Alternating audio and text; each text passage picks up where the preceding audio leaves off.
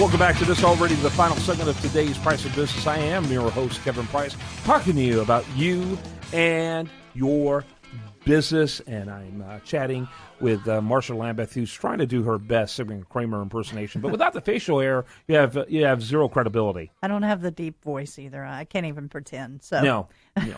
It's rather sad. So, a lot of talk. I mean, I just can't believe the sheer volume of talk on Donald Trump. And I got to tell you, on Facebook, there is just tons of conservative friends of mine. You know, I've got thousands of friends on Facebook, some of whom I actually know, but I've got thousands of friends on Facebook, and there are so many of them who are siding with Trump that it shocks me.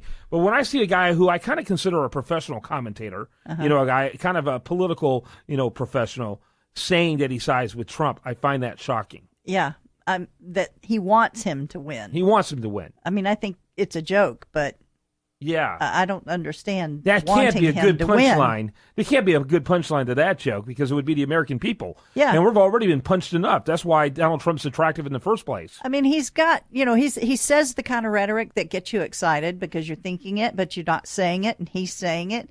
But to actually think of him running the country and dealing with foreign powers and making the decisions that affect our everyday lives, I don't know so much about that. He has no filter.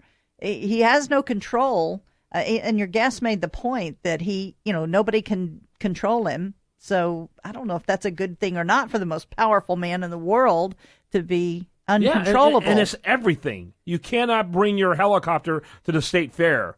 Look what's coming. It's Donald Trump's helicopter. This guy, I see him making mistakes with military personnel just in order to kick butt and make a point. Exactly. And it's like, oops, we sure went through a lot of human life unnecessarily there. You don't expect an apology from me because I am Donald Trump. Yeah. I mean, the temperament, the sentiment, he's the antithesis of biblical leadership. Right. You talk about leadership, when I think of leadership, I think of a biblical perspective, and I think maybe in the Old Testament, the greatest leader of all would be who? Who would you say?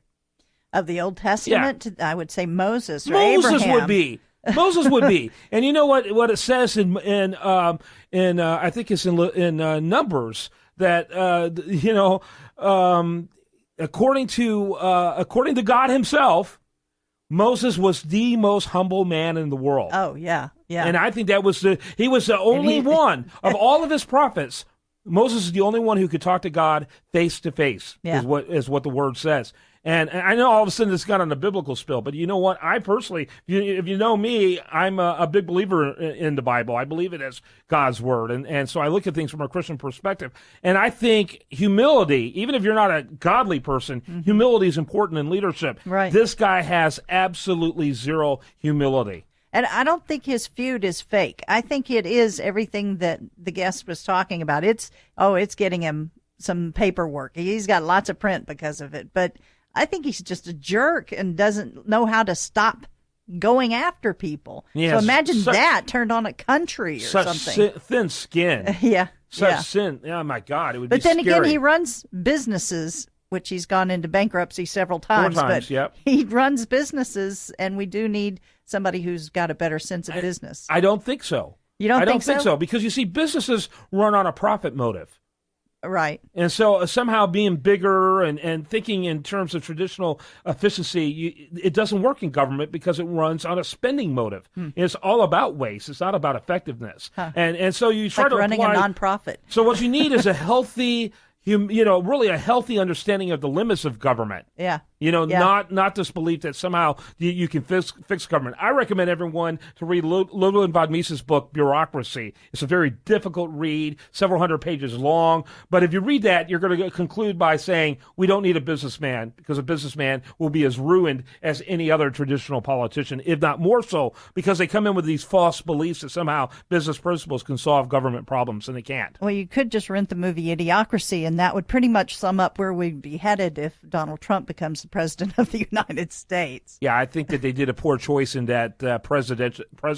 They should have got Donald Trump. You know, and he talks like someone who's not very well educated. I don't care that he went to Wharton School. He doesn't seem particularly bright. He certainly doesn't act particularly bright. He operates a lot out of fear, and he's a fear monger. Here's a $500,000 lawsuit. He's here, a bully. Several million lawsuit here. He produces those things like toilet paper. Yeah. And so anyway, that's what I got. I'd like to get your insight on this. Why don't you send me an email at info@usabusinessradio.com. Give me your thoughts about the presidential campaign. We'll talk about them here on the show. Do you want to mention today's show brought to you in part by Chris Kidd Enterprise and NetSync Network? And have a great day spending it right here.